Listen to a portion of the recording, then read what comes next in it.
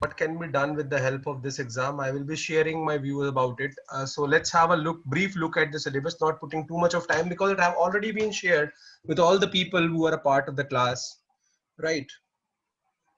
So we will be just briefly talking about the syllabus and then we will begin with the class. Dr. Sudhanshu Chaurasia from IIT Mumbai. So Dr. Sudhanshu is a PhD in physics with all the national exam under his belt, right? He will be covering the engineering mathematics part, right? Then Tanya and 5 other people, including me, we will be following the subject thing, right? And it will be more technical than what we teach traditionally in net environmental sciences, with 10% technical, right? But not too worried because the syllabus is quite common and few of the topics you people will be attending from 7 to 9 sessions on the weekdays. But exclusively we will be covering all the technical and non-technical aspects, like a few more people regarding the subject like fluid mechanics will be taken by Abhishek sir from IIT Delhi.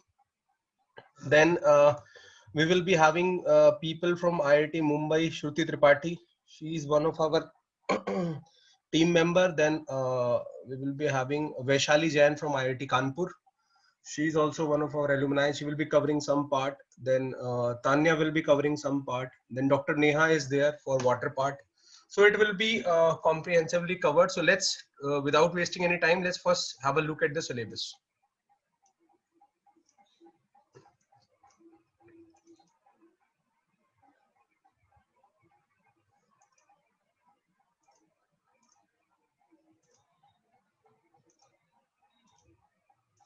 So is my screen visible to everyone? And in my screen, you could have a look at the syllabus on environmental science and engineering. This is the exam which is introduced first time by MHRD in the GATE 2021. And IIT Bombay is the organizing institute this time. Is my screen visible to everyone? Anyone having any doubt? Means they are looking at me and I'm audible also.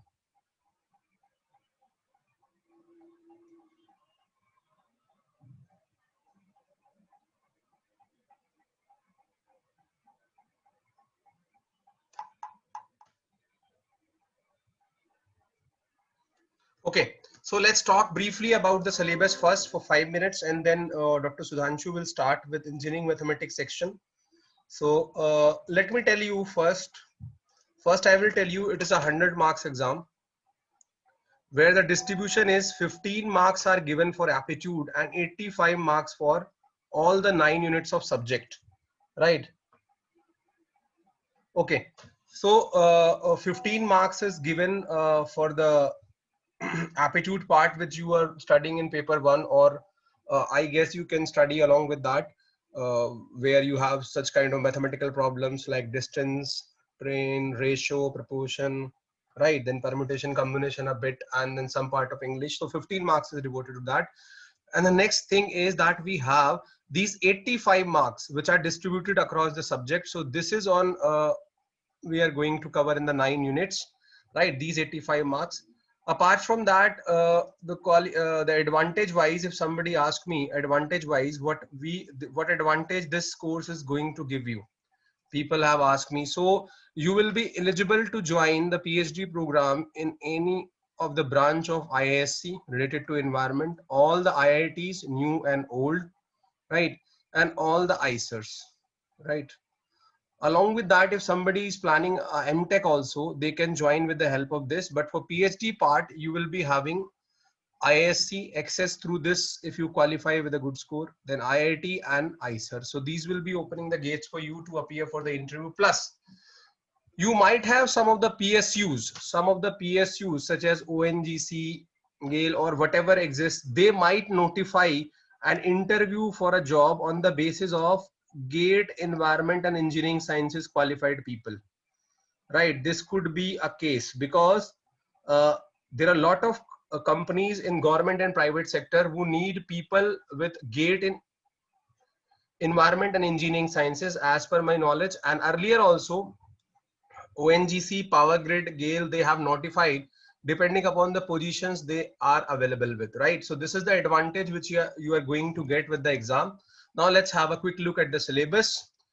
So we will be having following 9 units. The first part which Dr. Sudhanshu is going to start today will be the mathematical foundation, right? So this is the part, just a second. So this is the part which Dr. Sudhanshu will start, and this mathematical foundation we will be having, where we will deal with linear algebra, calculus, differential equation, probability and statistics. Probability and statistics we will be covering along with the other part also, because this is the common part. If you see this descriptive statistics, measurement, center tendency, dispersion, this is there in the net also, and ecology evolution also. So this will be taken by me, Ranjan and Tanya, as we are teaching this course from last 10 to 12 year. Then we are having environmental chemistry, right? Environmental chemistry which we are having. So this is the section which is quite common with NTA, NetJRF. So I will be taking this environmental chemistry part, right? So this is there. Then under this we have principles of water chemistry, environmental chemistry, soil, atmosphere. These terms are familiar to you. Then we have environmental microbiology, which will be taken by Tanya ma'am today, right? She will be starting in the second half of this session of 45 minutes, where we will be taking environmental microbiology introduction. So this unit she will be covering, right? So this is the unit number 3. Then we have unit number 4, water resource and environmental hydraulics, where I and Abhishek Mishra from IIT Delhi, the both we will be sharing this unit, water resources and environmental hydraulics, because most of the part is common. You can see that most of the part is common with what we study in environmental sciences. Then we have water and wastewater treatment management. I will be taking this, right? Which is quite common with the net, and some of the technical aspect we will include here, right? Then air and noise pollution, quite common. This will be taken. Then solid and hazardous waste management will be taken by Gargi Vats from IIT Delhi, right? So the people who are working with the sections or doing the PhD, they will be taking this. Then global and regional environmental issue, Ankita will take from JNU. Then environmental management and sustainable development, this I will be sharing with Tanya. So this is the syllabus as such, and I guess 9 units is there. So the distribution of marks is something like 8 to 9 marks for each unit, because 85 marks is the distribution of weightage distribution. So if you divide 85 marks with 9, it will comes out to be nearly roughly around 9 to 10 marks. So keep in mind, each unit will be fetching you 9 to 10 marks, plus 15 marks is there for the uh, aptitude part. So and again in the last, the agenda will be like we should reach something greater than equal to 60 marks out of 100. So it will be within 20 or 30 rank all over India if you score this much. And it is not tough for the people who are working with the environment sector, because you are familiar with most of the syllabus. So with this, I will cut the story short, and I will hand over the mic to Dr. Sudhanshu. He will start with this engineering mathematics section, which is unit number 1. And syllabus you have to keep always with you. We have already circulated the PDFs on the groups, right? And anyone can ask us. So mathematical foundation part, Dr. Sudhanshu will be taking. So this part he will start today, right? No, it is not like you have to qualify both the paper. It is the cumulative score. Like you have to score out of 100 marks. You have to score out of 100 marks. So it is not no two paper, only one paper is there, right? Only these are two different subjects. Environmental science, engineering, environmental sciences, and gate ecology evolution are two different paper. One can go for both of them. No, syllabus is combined. I have just shown the syllabus combined PDF, because I don't want to do it separate. But yes, negative marking is there. One fourth negative marking is there. Prospectus you can study, and in September the application form will start, and the exam is probably in January or February, right? Plus keep asking me the questions whatever you have on the WhatsApp groups, where we have made individual groups for GATE engineering sciences environment and ecology evolution. So we will be answering your queries on those groups without any doubt 24 into 7. But right now we have the time constraint, already 10 to 15 minutes I have taken. So better we should hand over the mic to Dr. Sudhanshu. He will start with the class. So just a minute.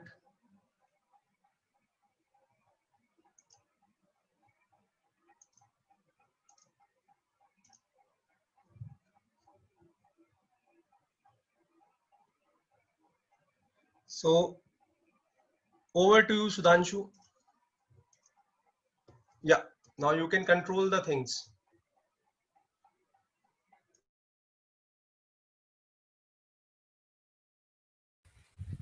Yeah. Am I audible? Am I audible? Just a second. Am I audible now?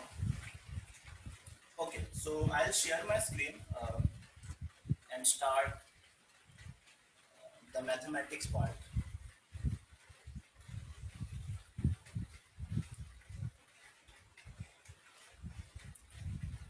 Still my voice is low.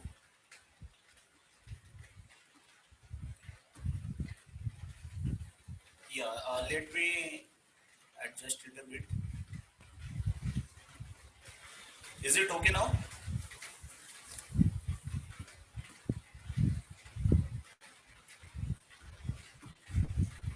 Uh, Making it full will create some noise, so I'm not doing it. Uh, fine. So I'll start. So linear algebra. So so as a syllabus, this chapter is called linear algebra. So I'll just tell you two lines about the linear algebra. So it is a fairly extensive subject that covers vectors and matrices, determinants, system of linear equations, vector space, linear transformations, eigenvalue problems, and other topics. As an area of study, it has a broad appeal in that it has many applications in engineering, physics, geometry, computer science, economics, and other areas. It also contributes to a deeper understanding of mathematics itself. Okay, so there are two topics which are starting point of this chapter. They are matrices and determinants. Uh, just a second.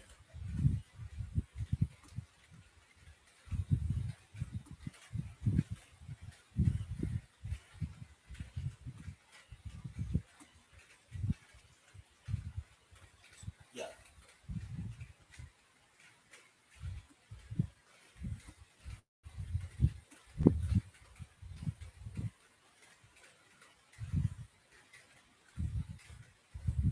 Okay. So matrices are this rectangular array of numbers. Here you can see these are the rectangular array of numbers, or it can also be functions. So they are actually these are the main tools of algebra. So matrices are important because they express large amount of data and function in an organized and concise form. So here you can see that uh, there are there are later we will present in this chapter that these we can present in the three equation forms, and you can see that writing in a matrix form how easy it is. So since matrices are a single object, they are denoted by a single letter and we calculate them directly. So we will write matrix as some capital letter, maybe A and B or C or some letter. So all these features have made matrices and vectors very popular for expressing scientific and mathematical ideas. So whatever you see here, this 0.31, 0. minus 0.2, these are all the element of matrices. So how do we represent the element of matrix? So like here you can see, here it is A12, here it is A13, here it is A11. So what this 1 and what this 2 represents? So this 1 means row number, the first index, and this 3 means this is the column number, the second index. So we can say that the first index represents row and the second index represents the column. So you see A32 means of the third row and the second column. These are the elements which we can represent them by their indices. Okay. So so the equations I was talking about, say there are three equations given. So this 1, 2 and 3, and you have to solve it. Say you have to solve it. So one thing you can do, you take the x1 from here and x1 from here and put the x1 in those two. Now the x1 will be removed from these two equations. Now what you can do, that take the x3 from it, put the x3 value it, and calculate the value of x2. Now, since you have the value of x2, you can calculate the other two values. But as the number of equations increases, the complexity increases in solving this. So if we write this system in a matrix form, it will be very much simpler. Or how do we write this in matrix form? So say the first equation. Let's take the first equation. So first equation has three coefficients, 4, 6 and 9. So we form the matrix as the first row, like 4, 6 and 9. If we see that the second equation, there are 6x1 minus 2x3. There is no term of x2. So what we do that we write the 6 at first place, 0 on the second place, because 0 into x2, we can write here 0 into x2. So 0 on the second place and minus 2 on the third place. Likewise goes the third row also. But what happens, we have not taken these into account, the right hand side. So we form the augmented matrix, this augmented matrix, which also take this right hand side into the account. So this left hand side is the coefficients of these variables x1, x2, x3, and this right hand side is all the values of the three equations. Okay, so this we will use maybe in the next class, not in this one. Just this was just for the motivation. Why do we use matrices?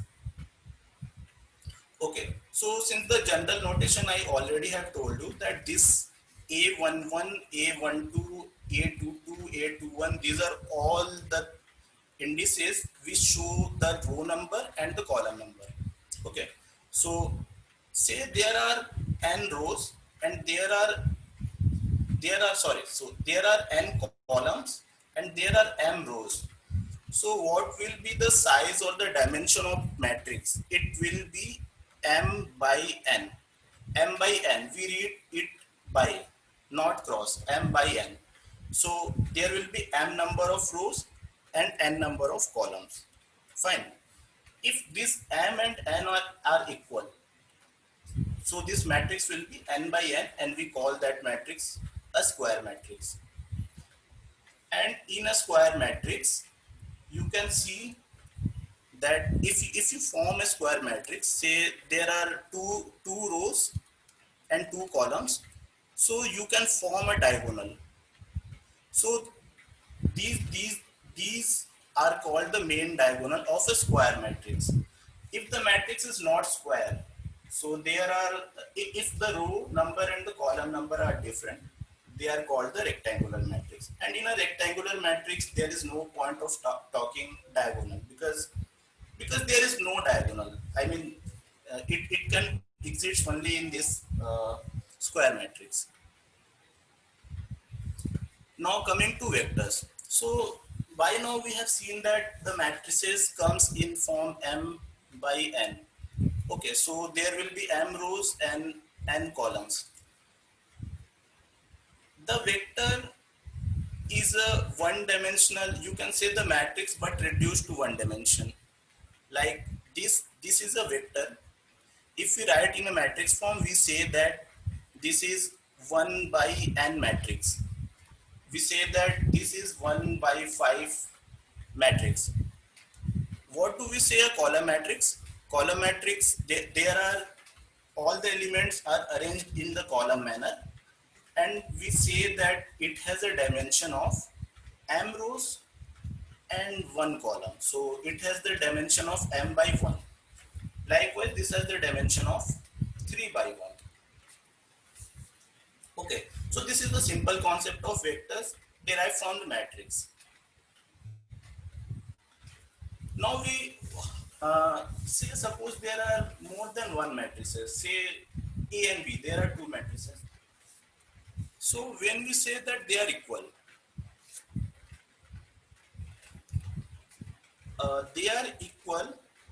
only when their each elements are equal.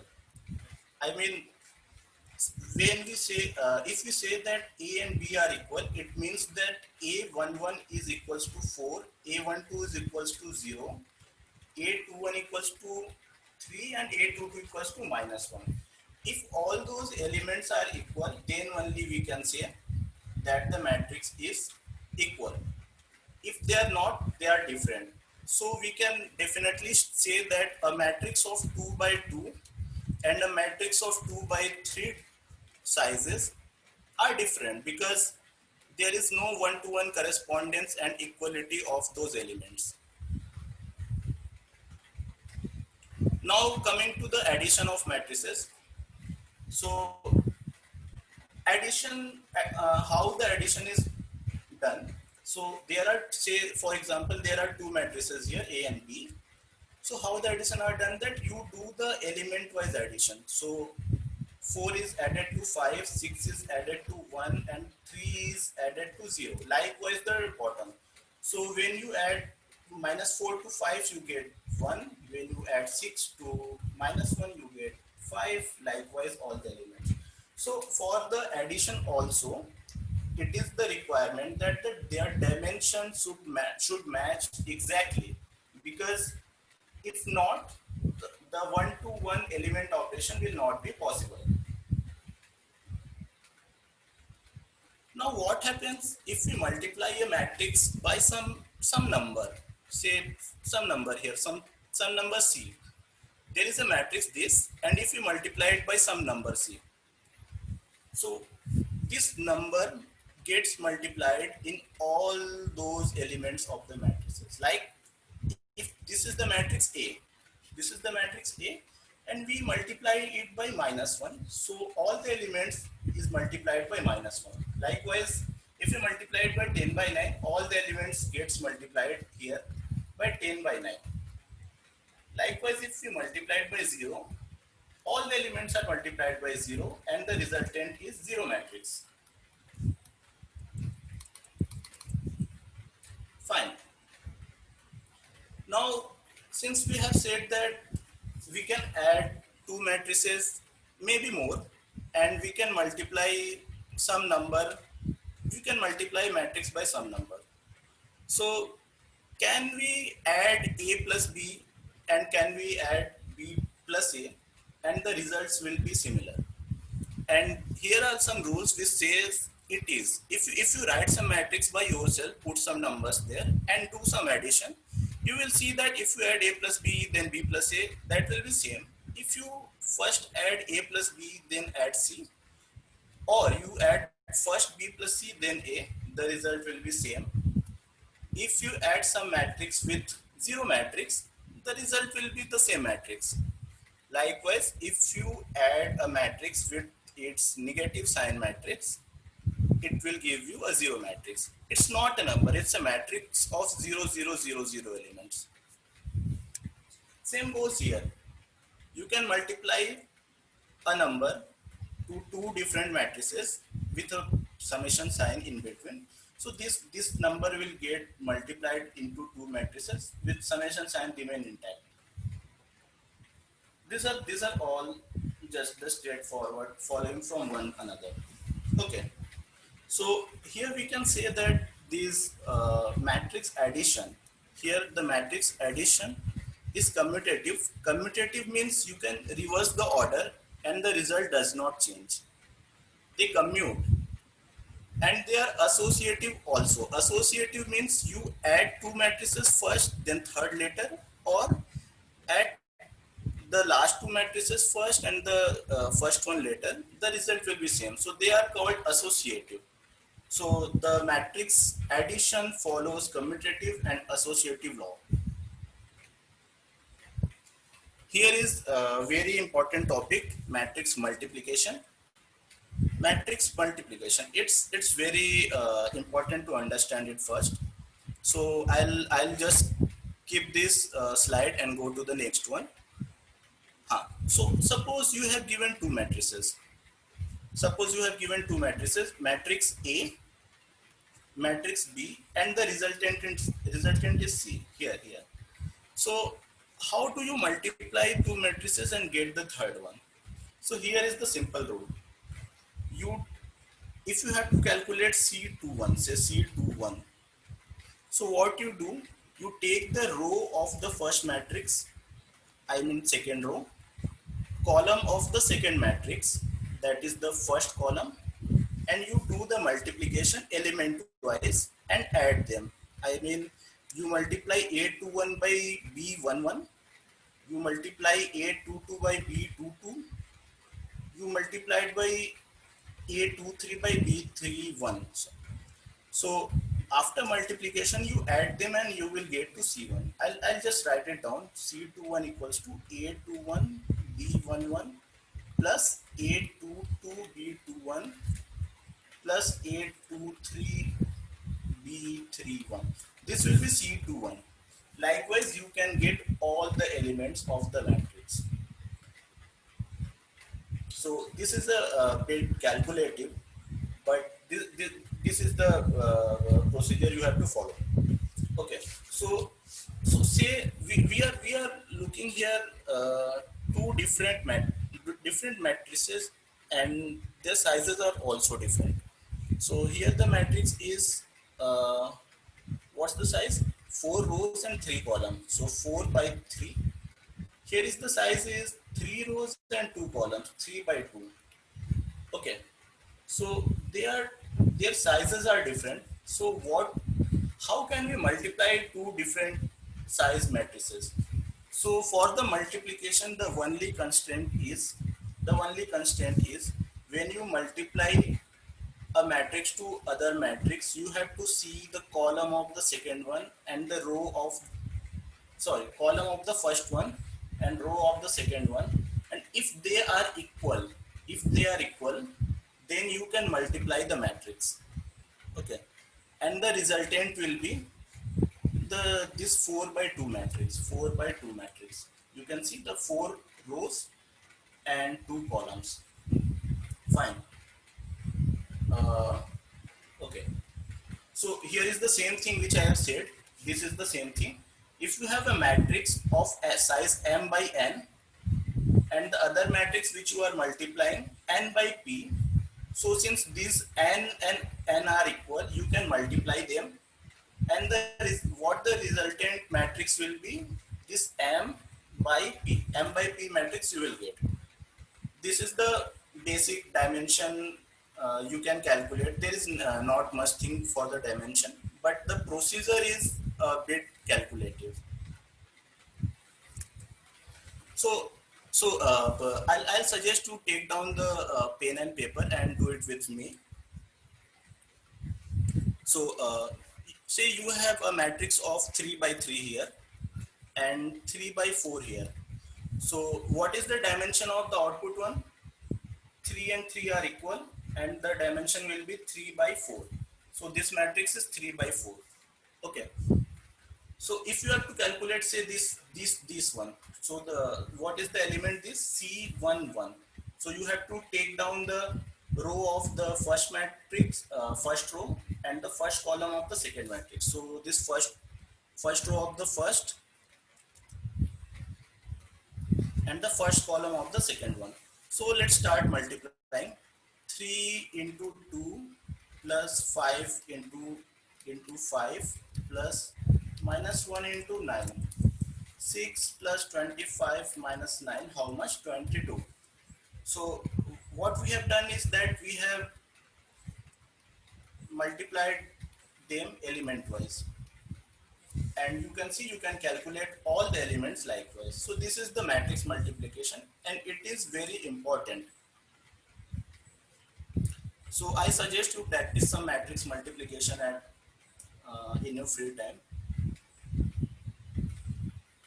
Now, since we have seen the matrix multiplication of two matrices, can we multiply a matrix by a vector?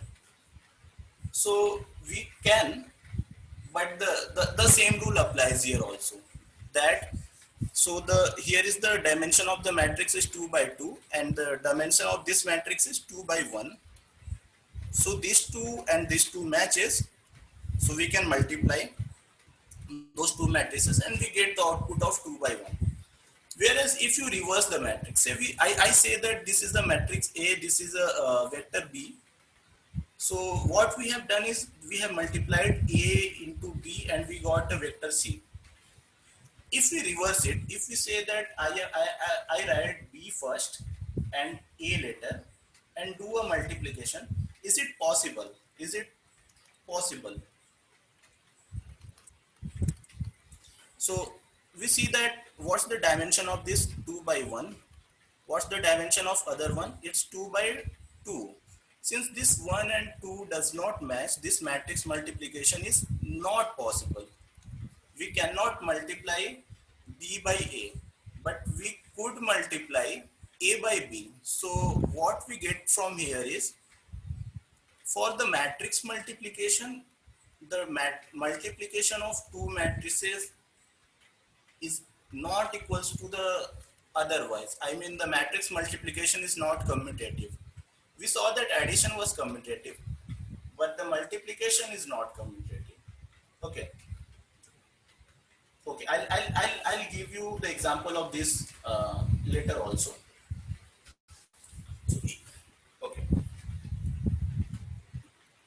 If you multiply two columns, two vectors, one row and one column, so we see that what's the dimension here? It's 1 by 3.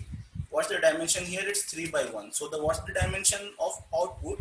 It will be 1 by 1, because this and this. So what we have to do, that to get C11, we have to multiply this to this to this, and 1 to this, and add all, and you will get 90. But here we see that if we have reversed the matrix, so the second one is now in the first place and the first one is now in the second place. So it's now 3 by 3 matrix, not 1 by 1, because the dimension of this is 3 by 1 and dimension of this is 1 by 3, and the resultant dimension will be 3 by 3. Okay, so all the element you can calculate. So how you can calculate? For this C11, you have to take the row of the first one, this, and the column of the second one, this. So if so there are no other rows and columns, so there will be only one multiplication, and the 1 into 3 will be this 3. So this multiplication is simple, but the dimension will be larger. So as I have said you that the multiplication of matrices are not commutative. That is, A into B is not equals to B into A in general. So we see one example here. This is A and this is B. We are calculating C.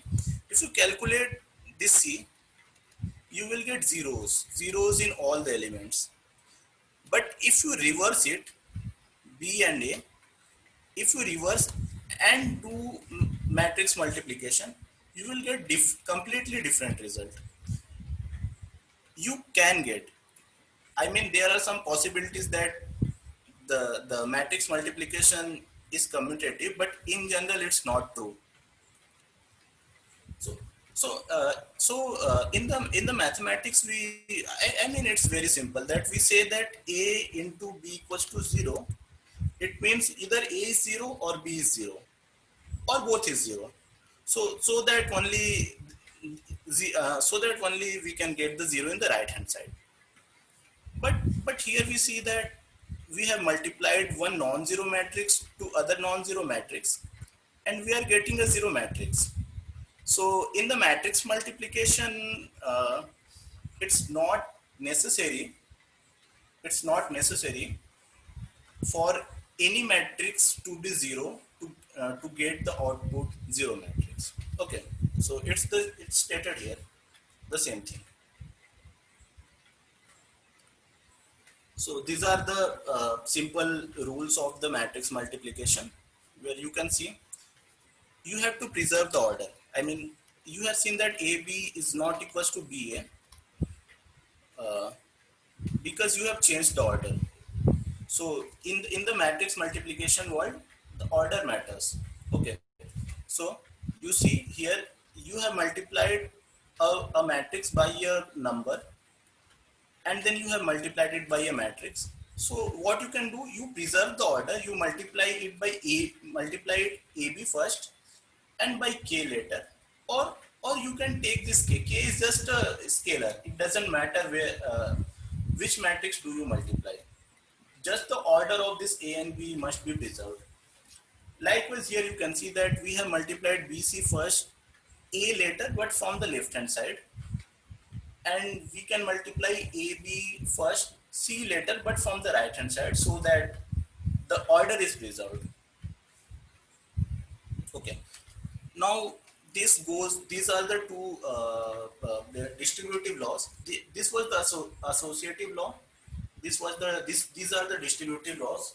So you, if you multiply a plus b by c, you get very simple one. I mean, you multiply c to this and this, but this order should be the same. Like a comes first, then c. B comes first, then c. Okay. Here also the same. The C comes first, then C has to be first after A. Then this B goes later and C comes first. So this order you have to remember. Okay. So we have seen till now that we have seen that the matrix is like if sorry, the matrix is like A11, A12, A21 and A22.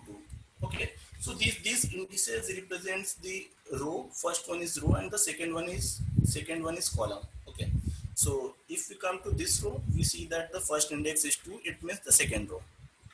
But there is a method that you can change it and you call it a transpose. So the what will be the transpose of A? You change row by column and column by row. So this will, so this comes here and this goes there. So A11, A12, A21, A22.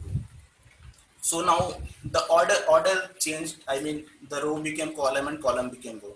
This is the transpose of a matrix. And in the transpose, you can see that the diagonal ones are there. I mean, you just did that. You just change the matrix along the diagonal. Okay, so this is called the transpose of a matrix.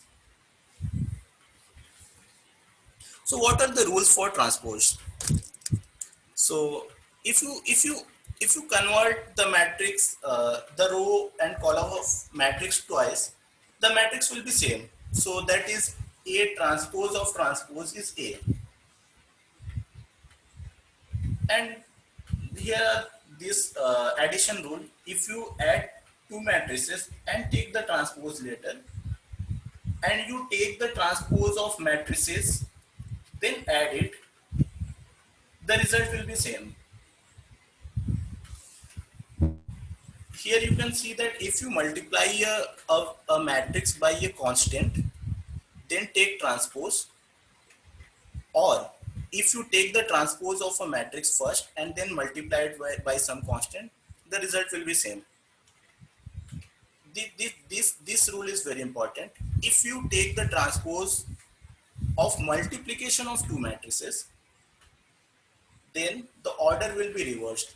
The B comes first and the A comes first. So it's the multiplication of transpose of B, then the transpose of A. So the order is reversed and the transpose goes to each matrices. Fine. So actually there are some special matrices also that you should know, that there are symmetric matrices and skew symmetric matrices. What do I mean by symmetric matrix? That if you take the transpose of a matrix, that is equals to its own self. So you can see, if you can see here this matrix. You take the transpose of this matrix. So what happens? This row comes as a column. Okay, 20, 120, 200. The second row comes as the second column. 120, 10, 150. And the third goes to third column place, 200, 150, 30. So you see that this matrix and this matrix, there are no difference. I mean, this 20, 20, 120, 120, 200, 200. All the elements are same. So we can say A transpose equals to A, and these type of matrices are called symmetric matrix. There is one skew symmetric matrix also. What happens in skew symmetric? When you take the transpose of a matrix, it becomes negative of the matrix. Like you can see here, if we take B transpose is what? 0. I'm writing the first row as a column. 0, 1, minus 3, minus 1, 0, minus 2, 3, 2, 0. You can see this one. Here is the 1, here is the minus 1, here is minus 3, here is 3, here is minus 1, here is 1, here is minus 2, here is 2. The same goes to all the elements. So I mean, the B transpose equals to minus of B. This is called the skew symmetric matrix. That is, it's symmetric with the sign reversed. There are some matrices also, like diagonal matrix, diagonal comes later. Upper triangular matrices, triangular matrices. So this upper triangular means you have, if you so these are just for square matrices. These are just for square matrices. Okay, so what the upper triangular means, that all the elements including the diagonal upside, this upside remains, has some value, but all the elements below the diagonal are zero, complete zero. These are called the upper triangular matrices. And same goes here, that it has some value and the lower triangle is zero. Same goes for the lower triangular matrices. I mean, in the lower triangle of the matrix there are values, and this upper triangle excluding diagonal goes to zero. This is also a lower triangular matrix, that it has some values including diagonal in the lower side of the matrix, but the upper side is zero. So this is called the lower triangular and upper triangular matrices. Now comes the diagonal matrices. Diagonal matrices means you have a matrix which contains only the diagonal elements. So since we are talking about the diagonal here also, so it only applies to square matrices. So that it contains only the diagonal terms with the diagonal. There is also a scalar matrix. Scalar matrix means all the elements on the diagonal exist, but with the same constant. So just the C values on the diagonals, all the elements are zero. And there is called, one is unit matrix, or people call it as identity matrix also. So what is identity matrix? That on the diagonal you have ones and rest are zeros. This is identity matrix. So you can check one property. You write any matrix. You write 2, 3, 5, 1, and you multiply it with the identity matrix. 0, sorry. 0, 1. You multiply it with the identity matrix, you will get same matrix, 2, 3, 5, 1. And if you reverse the, matrix, I mean the identity first and then this A matrix later, you will also get A. So multiplying with the identity is commutative. So the matrix does not change if you multiply it by identity. Now comes the inverse of the inverse of the matrix, and this is done by the determinant method. So for the determinant method, we must know first the determinant, what the determinants are. So I'll just write it for you.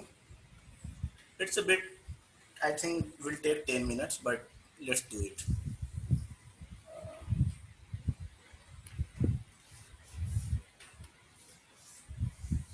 Okay.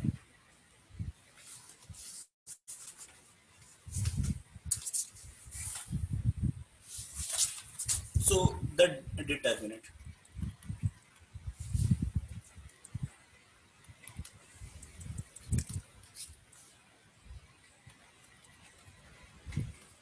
Okay. So what is the determinant of a matrix? Determinant, just first the notation. First come the notation. We have seen that the for matrix we are representing that by a box A, B, C, D. This was the representation of a matrix. We represented that by a box, or some people also represent it by this parenthesis. So A, B, C, D. This is also a representation of a matrix. How the determinants of a matrix are represented? It's written like date of A, or this mod of A is the mod of A, B, C, and D. This is the determinant of a matrix A. So the box is important. When you see the box as a straight line, you should know that we are talking about the determinants. Okay. So let's see some properties of the determinant. Number one, the determinant of identity matrix is 1.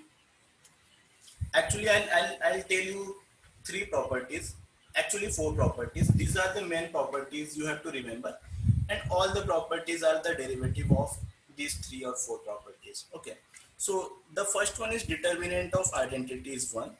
The second one is if you exchange rows,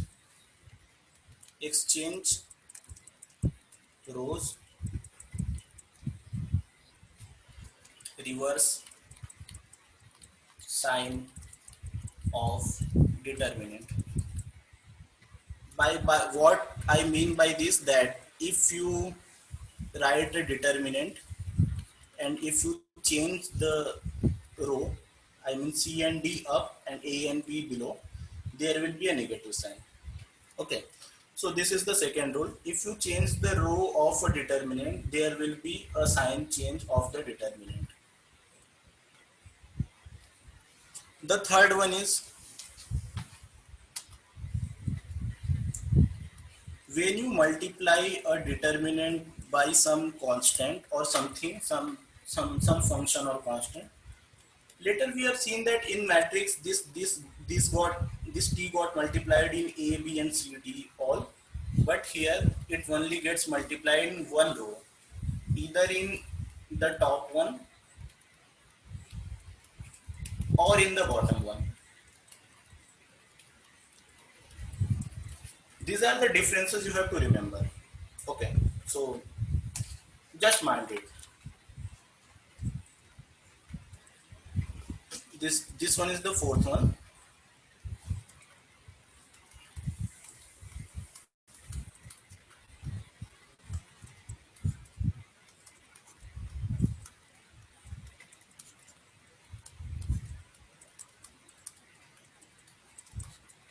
Okay, this is the fourth one. So actually in the matrix we have seen that if you add 2 matrices, what happens that you add all the elements like A plus A prime, B plus B prime, C plus C prime, D plus D plus D prime.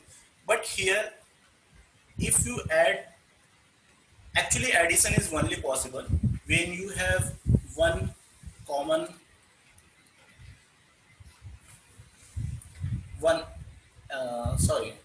not one, it's 2 by 2, so I can say 1.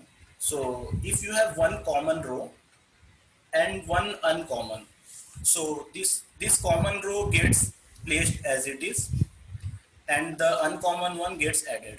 So A plus A prime, B plus B prime gets added. If there is a 3 by 3 determinant, say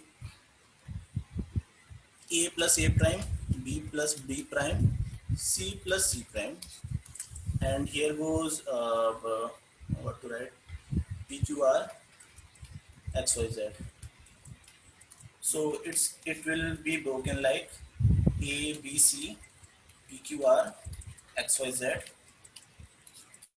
plus A prime, B prime, C prime, PQR XYZ. So you can see that the all the addition and multiplication goes only to one row, and the other one has to be remain as it is. If they are same, you can add, otherwise you cannot add. So these are the 4 rules. Remember it. because they are the important ones to distinguish between matrix algebra and this determinant algebra. Okay.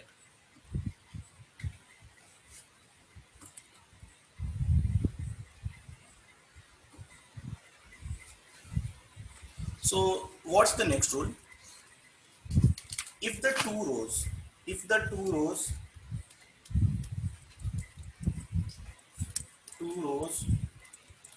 of a matrix is same, its determinant equals to 0. So if I say A, B, C, P, Q, R, P, Q, R, its determinant is 0. You can calculate it. I can give it as a homework. But think for a moment why it's 0. It has to come from the property 4. So let's do it. Like uh, okay. So let's write A, B, C, P, Q, R, and I am reversing these two. Okay. So this P, Q, R, it has to be minus. So when a some number is 0 and minus of a is 0, what can be a? The only possibility is a itself is 0. The 0 number only satisfies their positive and negative are equal. Okay. So if the rows of the two matrices are equal, if you interchange them, the sign goes to negative, but the determinant is same inside and it's equals to 0. So the incomplete the determinant goes to 0. So this property you have not to remember because it's the derivative of the fourth one.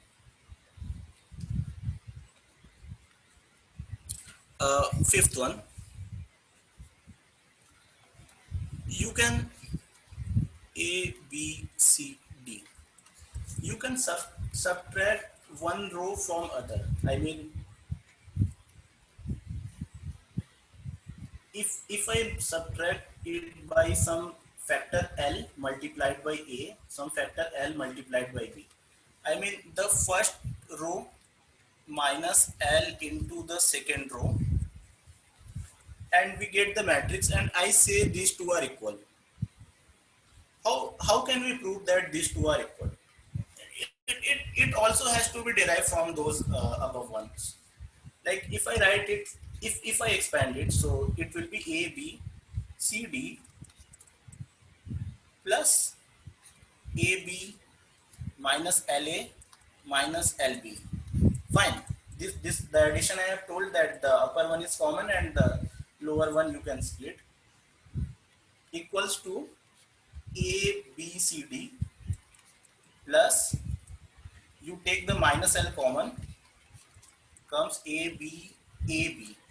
So if the two rows of a matrix are same, so what's their determinant? Determinant is 0. So it becomes A, B, C, D. It means you can subtract one row from other row with some multiplication, and the determinant of the matrix remains same. Okay. Okay. The next one, sixth one. If you have a zero row, say 0, 0, A and B. So what's the determinant of this? It has to be 0. I mean, how we can calculate it 0? Let's see how can we do. We will derive it from the above one. So we say that we multiply, say we write it by as a determinant of a.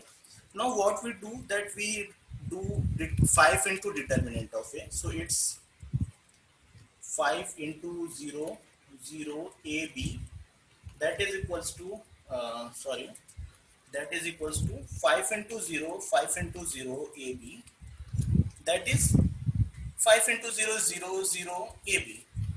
So if some number a equals to 0, say let's say not say we are deriving it, so let's not say it. So there is a number, and if you multiply it by some 5 and the number remains same, so what is that number?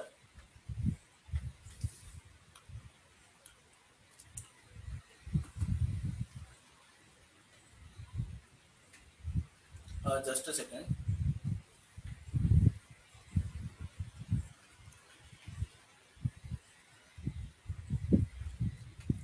No, the number is just a second, just a second. Sorry, I have not been seeing the chat box. I'll just see the chat box. Thank you, Gaurav. Okay, so okay, the previous means the fourth one. Someone asked the previous one. Okay, the fifth one. Okay, fine, fine. So uh, ठीक है, the fifth one. If we say that the some row of a matrix is zero, okay, row of a matrix is zero here, so its determinant is zero. How can we prove that? So that the determinant is zero. Say let's say we are taking this as a matrix. Now for the proof we don't say that it's zero. We are proving it. Okay. So what we say that we are taking this as a determinant and we are multiplying it by 5. Okay, 5 of a determinant A. So what happens if you multiply some determinant with a number, it goes to either of the row, not all the elements, either of the row. So I have multiplied it in the first row. Okay. So what happens if you multiply it by 5 into 0, it becomes 0. Okay, 5 into 0 is 0. So now you see this one and this one they are same. So if you say if you multiply a number by 5 or some number and the number becomes same, so what can the number mean? What can be the number be? It the only possibility is 0. Yeah, yeah. So if it's 0, then it's the only possibility. So we can say that if the row of a determinant is 0, the determinant itself is a 0. Fine.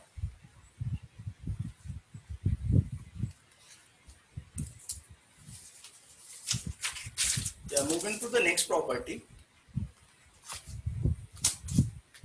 We will later see how to make a matrix into upper triangular form.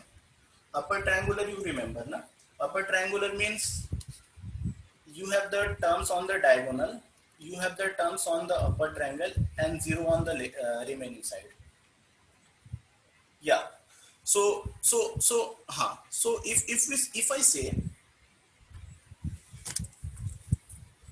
say there is a matrix whose determinant we are calculating, and we have done somehow we have converted it into this form: d1, d2, d3, d4, and so on, dn. Okay, and there are zeros on the bottom side, all the zeros. There are some numbers here.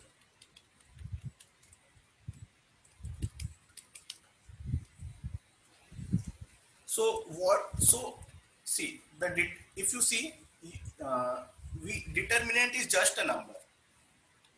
Determinant is just a number. If you have to calculate the determinant of this matrix, I'll say the determinant is d1 into d2 into d3 into d4 into and so on into dn. This is the determinant of matrix. Should I prove it?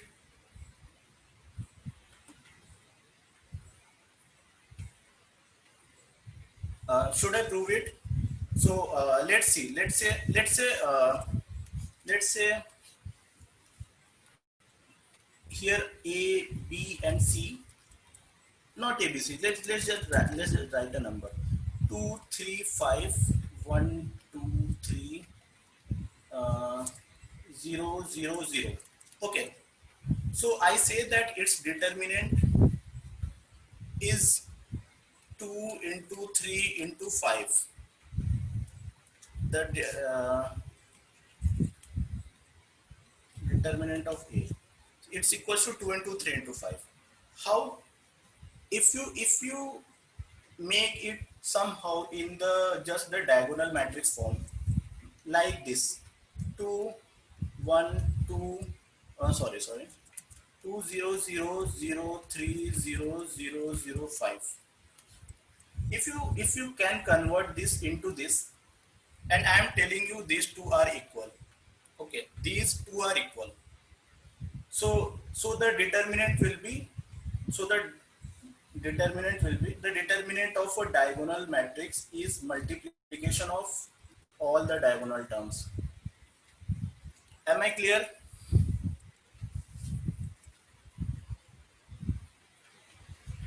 Okay. So let's do it. So the matrix I have written is 2 1 2 0 3 3 0 0 5. I have said that you can take one row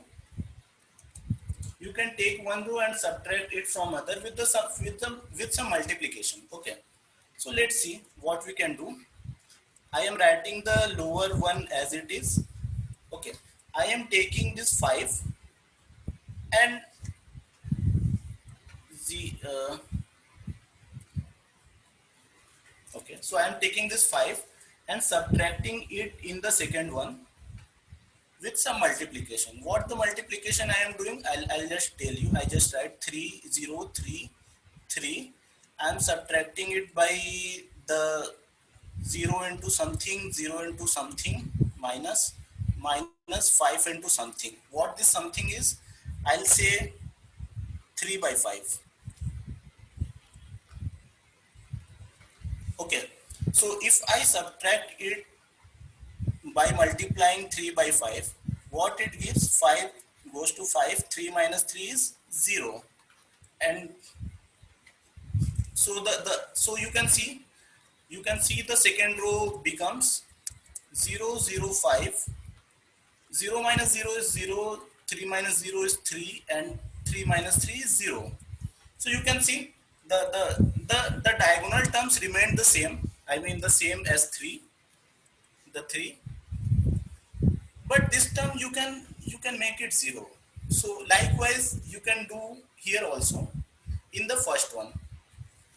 So we have to subtract it in the first one also.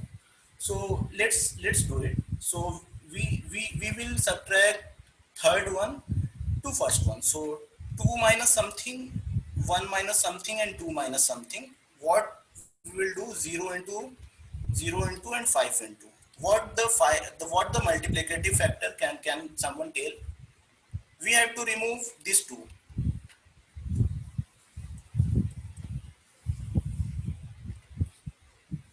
Exactly, it's 2 by 5. So so that factor becomes 2 1 0 0 3 0 0 0 5. Uh, what we have to do? We have to remove this one. So what we can do? It's easy, na? You can subtract 2 into 1. Yeah. So let's write the lower 2, 0 0 5 0 3 0. Now 2 minus something, 1 minus something, and 0 minus something. We are subtracting this one. So let's write 0 into something, 3 into something, and 0 into something. What we can multiply is 1 by 3. 1 by 3, 1 by 3, 1 by 3. Now the determinant becomes 2, 3, 5, and all zeros. Okay. So you see that if you convert a matrix into upper triangular form, say determinant here.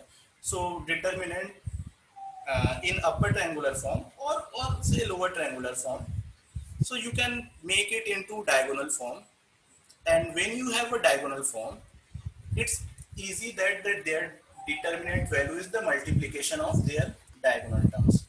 So it doesn't matter if it's in the triangular form. It doesn't matter what the other values are. Their determinant is always the multiplication of these ones. Okay, so I think up to this point everyone is clear.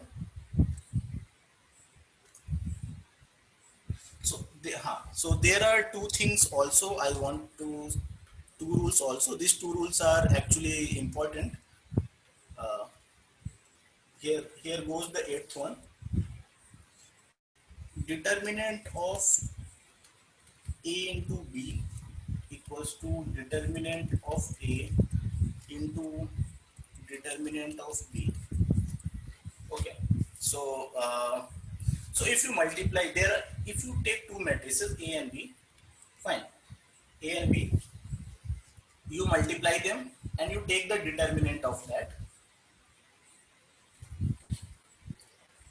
That is equals to, you take the determinant of individual matrices and multiply that. So this will be a number. This will be a number and you multiply them. Okay. So this you can get, but you have seen that in the summation it was not equal to them. I mean, if you add A plus B and take the determinant, it was not equals to of determinant of A plus determinant of B. Have you seen this, or should I tell it the second one? Let just I think I'll just tell it once. So matrix A is, say, A1 A2. Let's not write A1 A2. Let's write A B C D, and matrix B is, these are the matrices. Matrix B is A B C D E F G H. Fine. So if you add these two matrices, what you will get? A plus E, B plus F, C plus G, D plus H. But if you take the determinant of them, so what is the determinant of it? Its determinant of A is A B C D. Just the these brackets just got changed. Determinant of B is E F G H. Fine. So if you add these two, see, you cannot add these two because all the rows are different. Okay, all the rows are different. Then you cannot add the determinants. This the rule I have told you. On the fourth one, I think. Fourth one was this rule.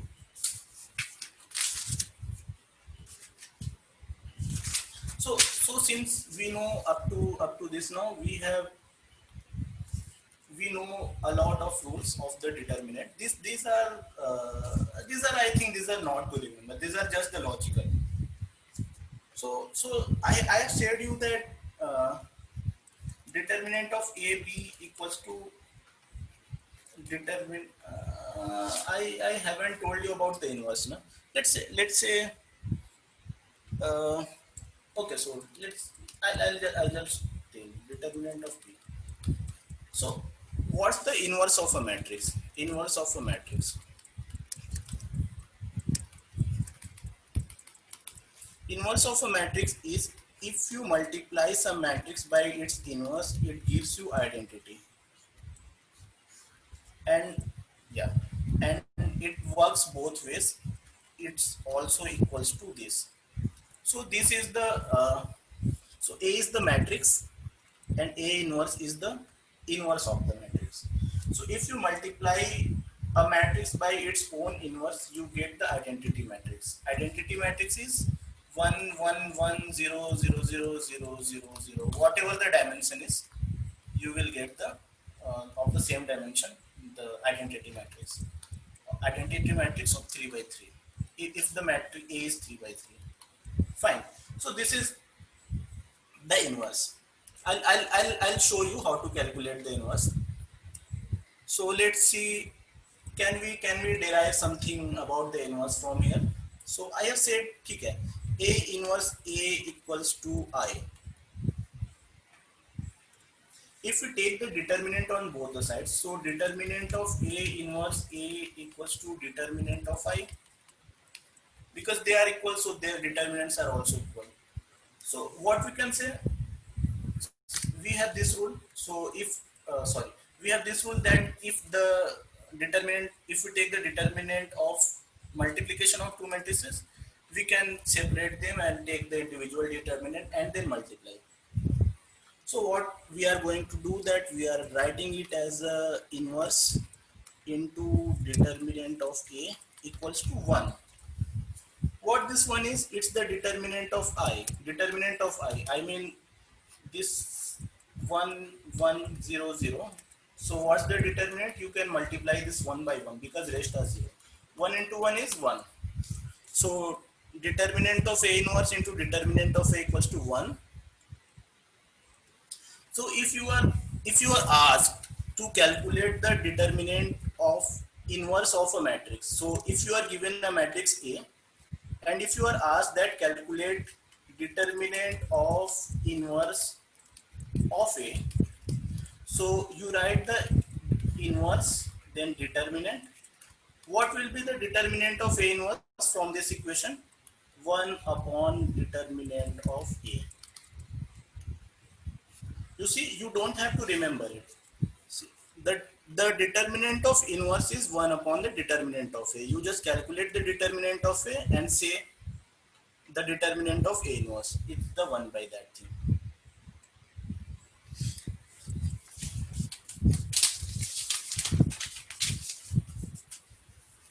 Okay, so coming to the next property. I think I'll just say one thing also here.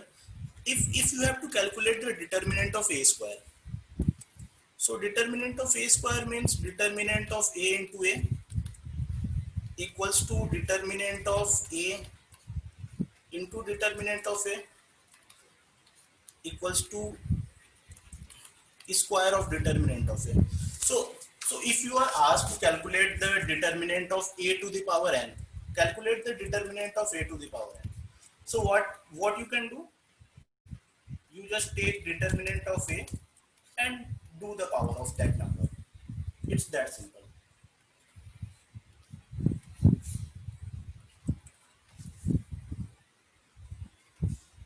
Yeah, so there is this property is going to give you something.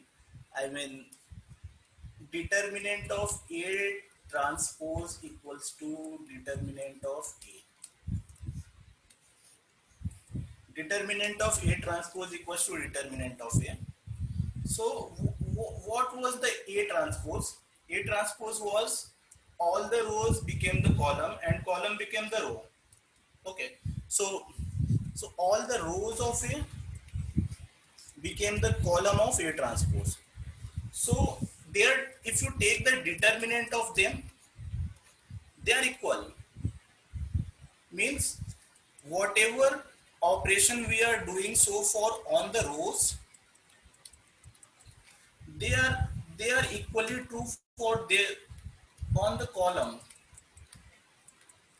I mean, whatever, yeah, whatever. I mean, if you change two row, you reverse the sign of the determinant. So likewise, if you change two column, interchange two column, you reverse again the sign of the determinant. All the operation are the same on the column also. This is also the very important property. Just one property says that rows operation and column operations are same. I mean, their effect on the determinant are same.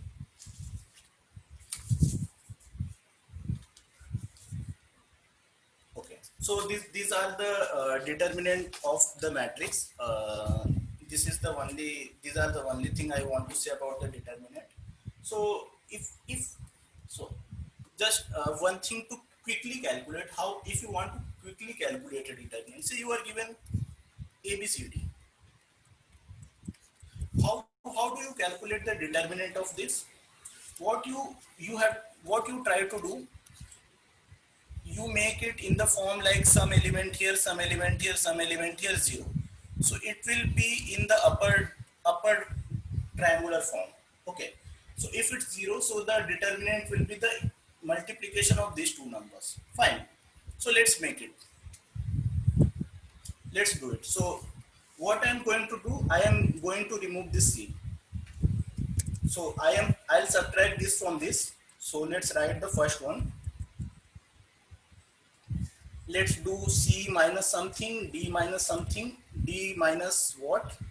Uh, Something into a, something into b. What something goes here? C by a, na? C by a.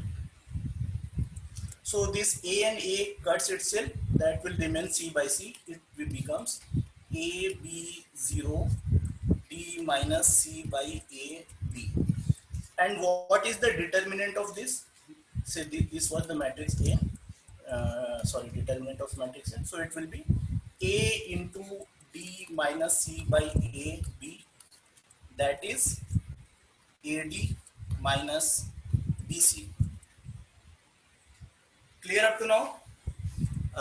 Okay. So let's move forward and say a rule that determinant of A, B, C, D is AD minus BC.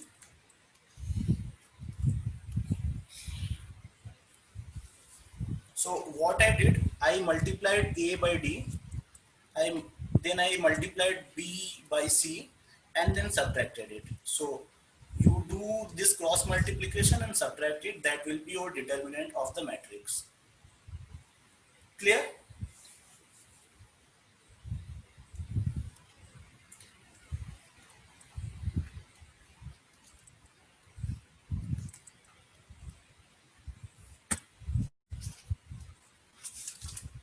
Uh, yeah.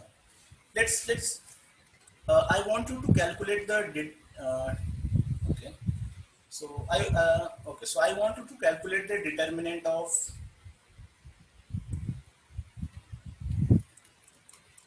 this. So yeah. So take these examples as a homework. Don't have to do it right now. Say put 5 here. Just a second. I'm just telling you one. Matrix. So cross multiplication of determinant is only possible in case of 2 by 2 matrix. Cross multiplication is possible in case of 2 by 2 matrix. Yes. But can we calculate the determinant of the can we calculate the determinant of matrix by this cross multiplication more than 2 by 2? Yes. So how can we do? So you choose whatever simple method you select. So if I write, see this upper triangular method seems simple if you talk about the numbers. Okay, so if you come across 4 by 4 matrix or 5 by 5 matrix, the determinant calculation becomes really hard. And the method I have told you, the subtraction method, is simple. The row subtract and make it upper triangular form and multiply the diagonals and say that it's the determinant of the matrix. But there is one method also. I think okay, I'll just say it. Say 1 3 5 2 0 1 1 3. Okay, so pay attention. So what we'll do, we'll take any row or any column, any row or any column. So I am taking the row 1. Fine. Now what I do, I have to decompose it in one order lower. I mean, I'll write it in this form. If it's 4 by 4, this would have been 3 by 3 determinants. Since this is 3 by 3, so these are 2 by 2 determinants. Fine. So now I have to fill this. So it will be of like, this will be plus, this will be minus, this will be plus, and I'm going to tell you. You take this one and write it here. You take these 3 and write it here. You take this 5 and write it here. Fine. Now you have to fill these determinants. So for this one, what you do, you cross this row and this column, and whatever remains goes here. 0, 1, 2, 3. Fine. Same goes for 3. If you are taking 3, you cross it. What goes 2, 1, 1, 3. 2, 1, 1, 3. You take 5, you cross this row and this column. What goes 2, 0, 1, 2. 2, 0, 1, 2. Now you have 2 by 2 2 by 2 determinant, and now you can calculate it. Fine.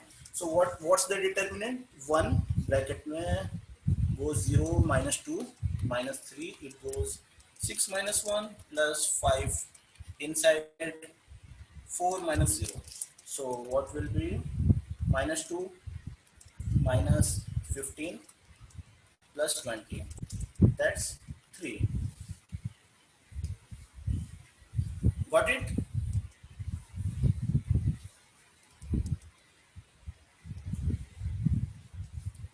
So if the matrix is 4 by 4, say say this was the 3 by 3 matrix, and we were calculating determinant. If the matrix is 4 by 4, say on the next page, let's start. Okay, I jumbled up something. Okay, so let's start 4 by 4. 1, 2, 3, 4, 5, 6, 7, 8. Let's put random numbers: 8, 10, 9, 22, something, 0, 1, 2, 0. So see, one trick I want to tell you. Let's just decompose it. So how will you decompose it? You take this one. Say you are taking this one. So you will cut the first column and the first row, and whatever remains, this thing remain, and you write it down. Okay, so you take 1 and write it down 3 by 3. So 2, 3, 4, 6, 7, 8, 10, 9, 22. Then comes minus the next one. Minus the next one. So now we will take 2. So this column goes, and this row goes. We are writing 2 here. What remains? 5, 7, 8, 8, 9, 22, 0, 2, 0. Actually, sorry. I'm really sorry. These sorry. So yeah. Sorry. This will be sorry.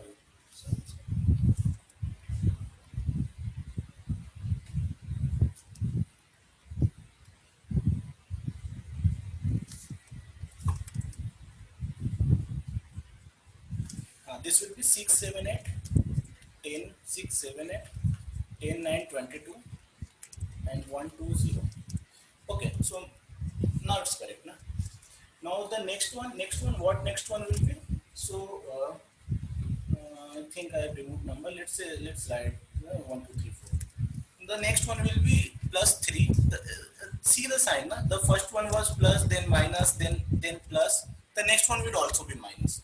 So I think you got how to write it. Okay. So now you have got all. There will be 4, like then plus, then minus 4, and then the other one. Okay.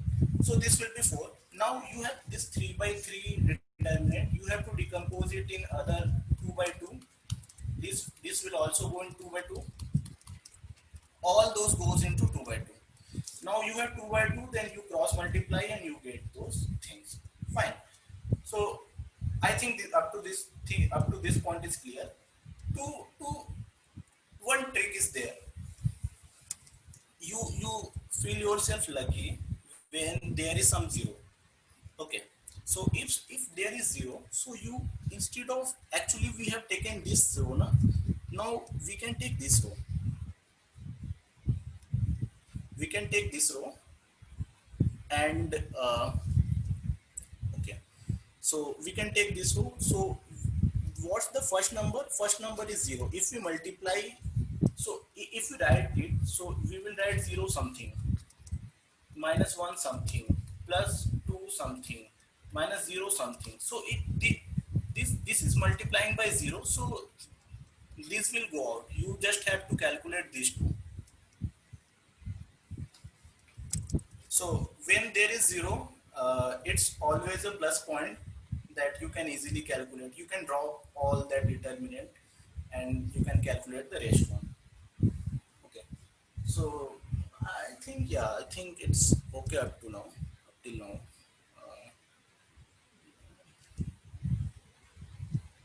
Yeah. So these are the determinant calculation. I think I can stop it here. Actually, you can calculate some determinant by yourself. You can write some matrix and calculate the determinant. I think writing the matrix and calculating the determinant is not so hard. So if you see some determinants, say 1 2 5, 6 9 11, 6 9 11, you see that these two row are equal, so the determinant will be 0. So you just have to match the pattern. Don't calculate or don't always calculate. Just first see and then see if you have to calculate, then only calculate. So likewise goes same here. So if I write 1 2 5, 6 9 11, 6 9 11, so you see these two columns are equal, then this goes to 0, because I have told you that determinant of transpose of a matrix equals to the determinant of matrix itself. So whatever operation go on the row goes on the column also. So as a homework you can take, like you can calculate the determinant of, say, take the okay, so take this matrix only, 1 3 5 0 3 2 1 1 1 1 1 1 2. So if you have to calculate this, say one trick again I am going to tell you. If you see that two numbers are equal, what you do, you just subtract it. So I'm writing this 5 to the last one. I'm subtracting the column 1 to column 2, or vice versa, the column 2 to column, yeah, column 1 to column. So the first one goes this, then 2 minus 1 is 1, 3 minus 0 is 3, 1 minus 1 is 0. Okay, so you got 1 0 here, 1 0 here. Now what you can do, you see that there is 1 here, there is 1 here. So you subtract it.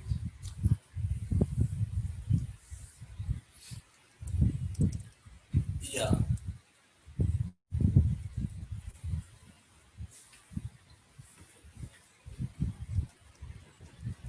Yeah, someone raised the hand. Vivek.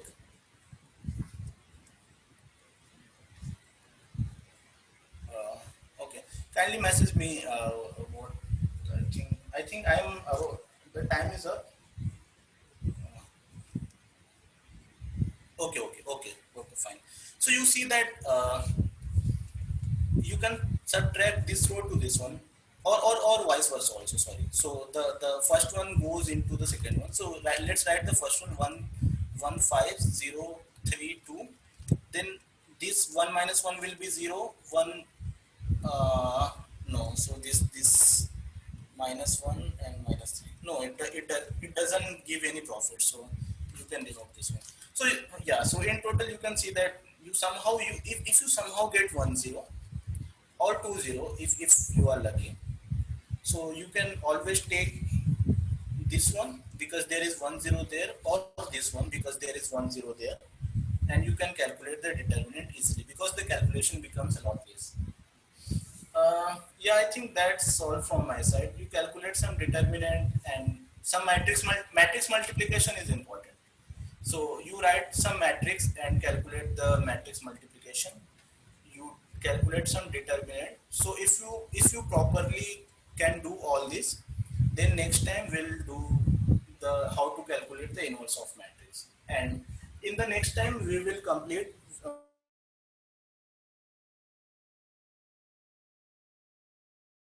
completing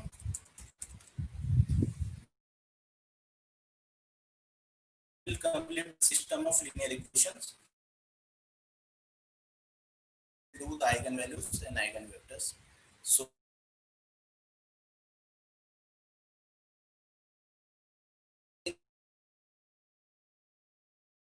be able to finish this system of linear equations.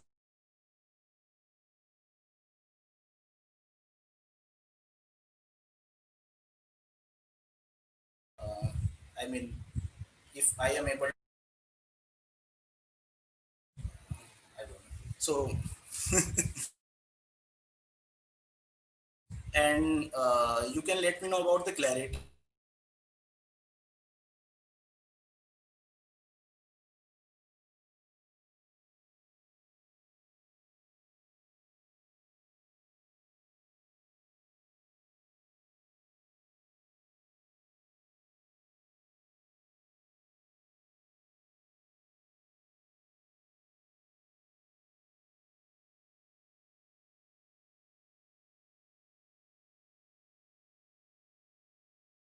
That you can do whatever you want to do with one row to other or one column to other, and this was the proof of that.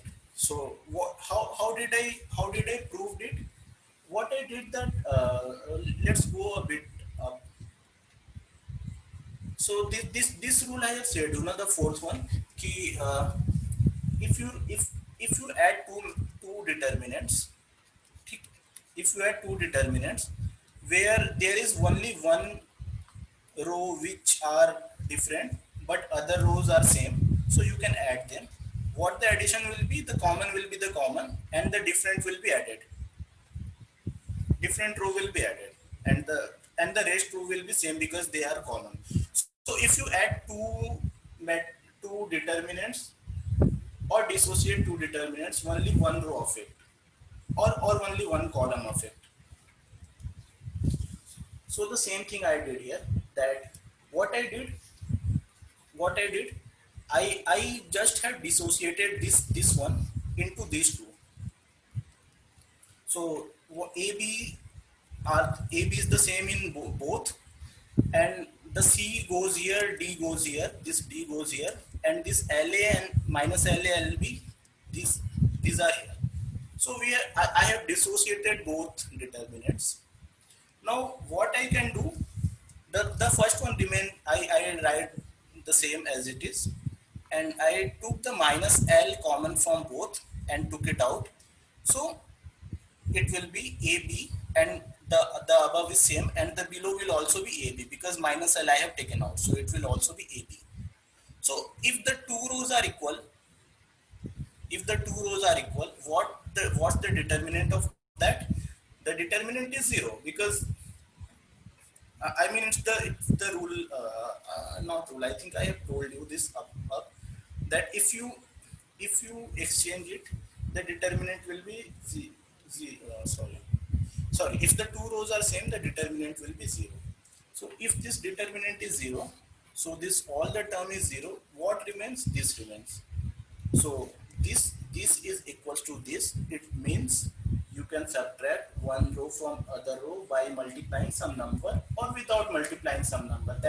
That is same as multiplying by one. Yeah, Manisha.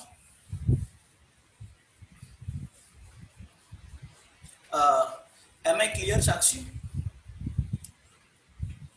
Yeah, thank you.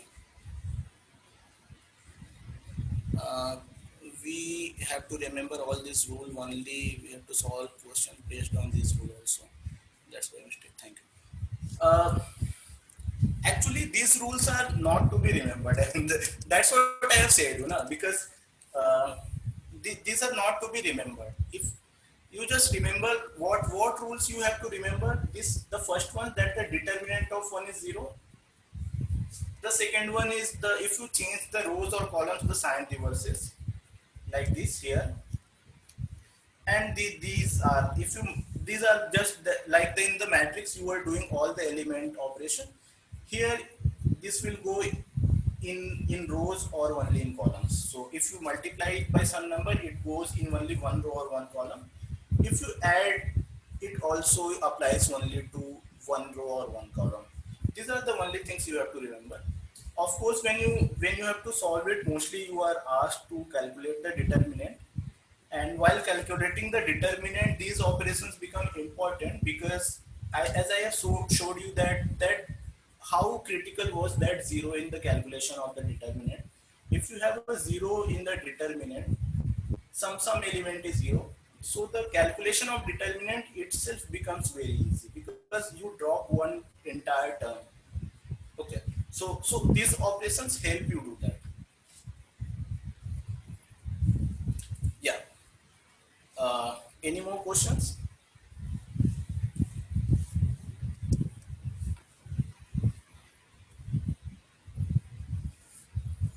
Okay.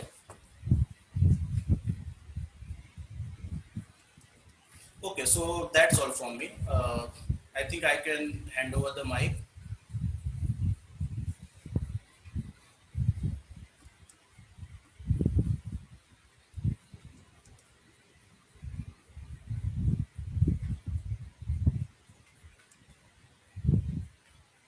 Yeah, yeah, Gaurav. Is there anything to ask? So I guess we had a very good session today with Dr. Charasia, and we will be surely circulating some of the questions in the upcoming classes, which you can do. And there is a lot of practice questions which are available online. I would ask Sudhanshu to select the things, and we can pass on to the WhatsApp group, or in the next class, we will be surely doing it. And as I told you, we will be meeting on weekends, and most probably we would I will discuss with Sudhanshu sir whether we will be having a mathematical engineering class tomorrow or not. But this is for today, and keep doing these things, and these records will be available. Like we have set up a Google Classroom for NetJRF, we will be setting a Google Classroom for GATE Engineering Sciences and Environment also, where all the records will be available, where you can revise the things and use them.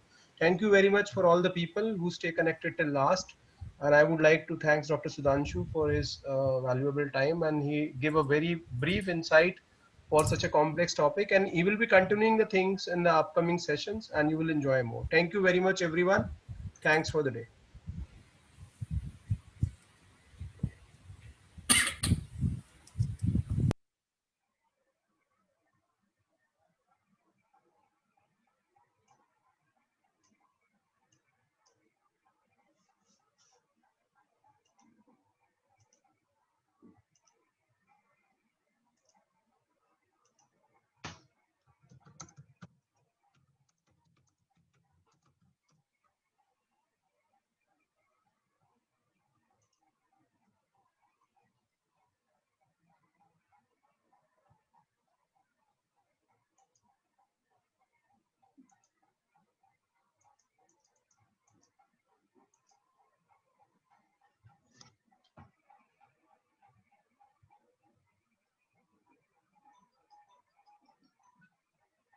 हाँ class and कर दो चलो से जी हाँ आप